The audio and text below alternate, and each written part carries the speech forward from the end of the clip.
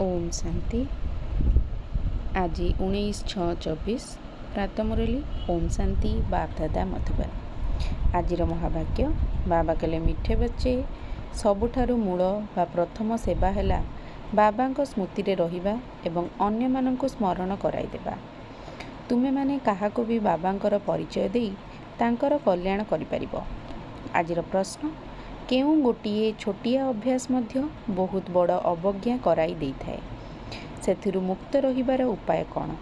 उत्तर जदि काहा भितरे किछि भी लुचाइबार बा चोरी करिबार अभ्यास थिबो तेबे ताकू बहुत बड़ अवज्ञा कुहाजिबो। कथारे अछि काणी कौड़ीटीए चोरी करिबा जहा लक्षे टंका चोरी करिबा सेया।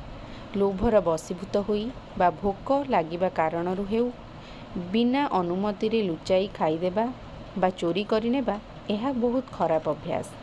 एही अभ्यास रु मुक्त हेबा पई ब्रह्मा बाबांको भली ट्रस्टी हुओ। एही भली जहाँ भी सब खराब अभ्यास अछि सेगुडी को सत्यता पूर्वक बाबांको सुनाई दियो। धारणा पई मुख्य सार स्थूल सेवा साथी रे सूक्ष्म सेवा एवं मूल सेवा मध्य करिबाकु हेबो। समस्तंकु बाबांकर परिचय देबा, आत्मा मानकर कल्याण करिबा, जोगर यात्रा रे रहिबा एहा हेउची प्रकृत सेवा। एही सेवारे तत्पर रहिबाकु हेबो। निजर समय को नष्ट करिबार नाही। ज्ञानवान होई पांच विकार रूपी भूतमानंक उपरे विजय प्राप्त करिबाकु हेबो। चोरी करिबा बा मिछ कहिबार अभ्यास को छाड़ी देबाकु हेबो। दान देइथिबा जिनिसकु फेरस्त नेबार नाही। आजिर वरदान शारीरिक व्याधि गुड़िकर चिंतन रु मुक्त होई ज्ञान चिंतन बा स्वचिंतन करुथुबा शुभ चिंतक हुओ। गोटे हेला शारीरिक व्याधिग्रस्त हेबा, आउ गोटे हेला सेही व्याधि कारणरू हलचल होइजिबा।